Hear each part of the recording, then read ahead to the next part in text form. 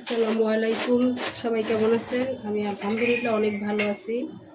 আমি আজকে আবার একটা রান্নার ভিডিও নিয়ে আসলাম। আজকে হলো পাঙ্গাস মাছ। তো এতদিন আমি কাঁচা কাঁচা রান্না করে দেখিয়েছি, আজকে আমি ভেজে মাছটা রান্না করব। আমি দিয়ে দিচ্ছি লবণ।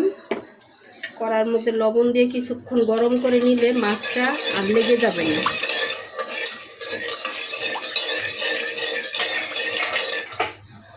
দিচ্ছি সামান্য একটু হলুদের গুঁড়ি,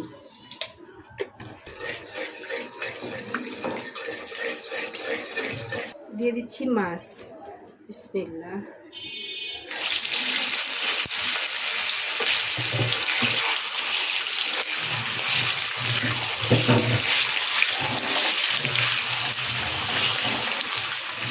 আর আমি এখানে হলুদ, মরিচ, লবণ, আদা আর অল্প একটু সামান্য একটু তেল দিয়ে মেখে নিয়েছি। যেই মাছগুলিতে আঁশ নেই, পিছলে পিছলে মাছ, ওগুলির মধ্যে যদি আপনি মাখানোর সময় একটু সামান্য তেল দেন তাহলে আর মাছ ছিটবে না। বিসমিল্লাহ।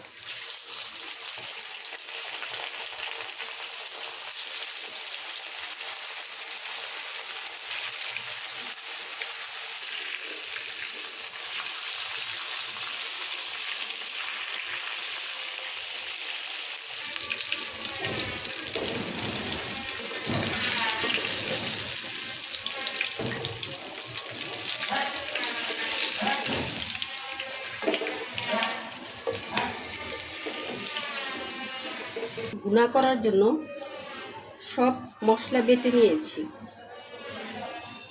কাঁচামরিচ, আদা রসুন, শুকনা মরিচ, হলুদ, এখানে আছে ধনিয়া, জিরা, পেঁয়াজ বাটা।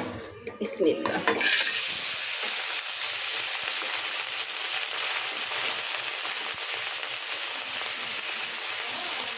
স্বাদ মতো লবণ,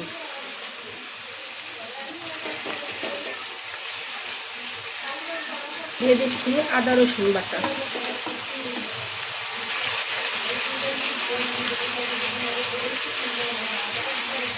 জিরা বাটা। এখানে আমি কাঁচা জিরাই বেটে নিয়েছি। কাঁচামরিচ, 7-8টা কাঁচামরিচ দিয়েছি। লাল মরিচ মানে শুকনা মরিচ,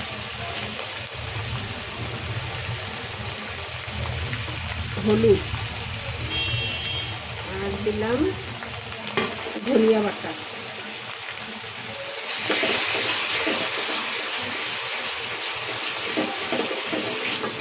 মশলা সিদ্ধ হওয়ার জন্য পানি।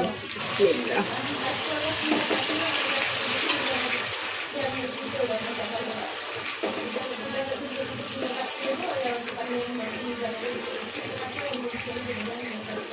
কষানো হয়ে গেছে মশলা, দিয়ে দিচ্ছি মাছ।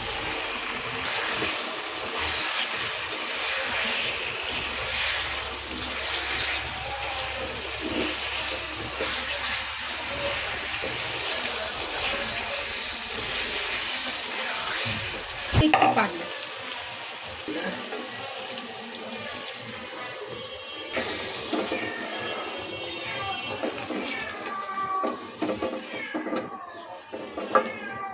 ঢাকনা দিয়ে ঢেকে রান্না করব 8-10 মিনিটের মতো। একদম অল্প আছে, তাহলে মশলাটা মাছের ভিতরে ঢুকবে আর মাছটাও খেতে ভালো লাগবে। দিয়ে দিচ্ছি ঢাকনা।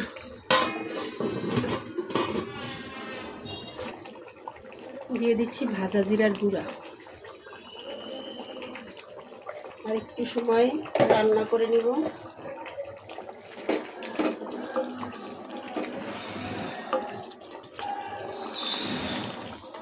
কেমন হইলো বন্ধুরা জানাবেন।